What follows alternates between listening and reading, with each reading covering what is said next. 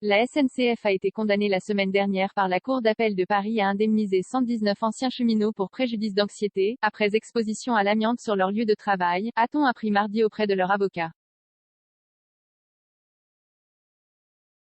La Cour a condamné la SNCF à verser au total plus d'1 million d'euros 10 000 euros de dommages et intérêts, en réparation du préjudice d'anxiété, à chacun de ses 119 ex-salariés, tout retraités maintenant, a déclaré à l'AFP Xavier Robin, confirmant des informations du média normand Le Poulpe et du syndicat Sudrail.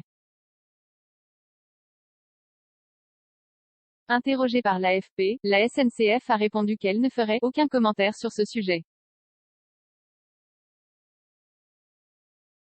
Il y a 119 décisions favorables et identiques, dans des dossiers analogues, et 25 arrêts défavorables, pour des dossiers qui n'avaient pas été suffisamment étayés avec des témoignages de proches ou collègues, a expliqué l'avocat. Ces anciens cheminots travaillaient, majoritairement à la maintenance, dans des ateliers, a-t-il précisé. Cette procédure avait été lancée, en 2013 devant les prud'hommes, a-t-il ajouté. Plus qu'en première instance en 2019, la Cour avait rendu une première décision en faveur d'un autre ancien cheminot, condamnant la SNCF à lui verser 7,000 € de dommages et intérêts, a rapporté l'avocat. La Cour avait alors oublié d'audiencer les autres dossiers, a-t-il dit.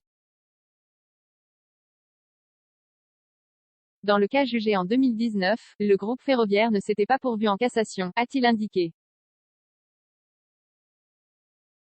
Dans l'un des 144 arrêts rendus le 16 décembre, consulté par l'AFP, la Cour note que l'ex-salarié concerné intervenait sur des matériaux contenant de l'amiante, en les brossant ou les coupant.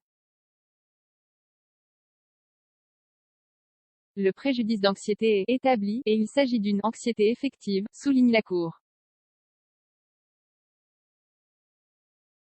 Embauché en 1980, cet ancien agent technique a travaillé, tout au long de sa carrière, dans un atelier de maintenance du matériel, selon l'arrêt.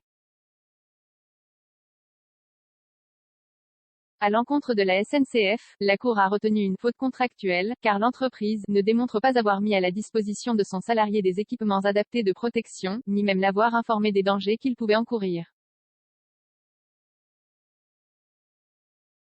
Or l'employeur doit assurer la sécurité et protéger la santé physique et mentale de ses salariés, rappelle la Cour. Dans un communiqué, Sudrail relève que ce jugement ne met pas fin à la problématique de l'amiante, à la SNCF, où, encore aujourd'hui, il existe des manquements graves aux obligations de sécurité, accuse le syndicat. 0 commentaire 0 partage partagé sur Messenger partagé sur Facebook partagé sur Twitter partagé sur Flipboard partagé sur Pinterest partagé sur LinkedIn envoyé par mail sauvegarder une faute imprimé.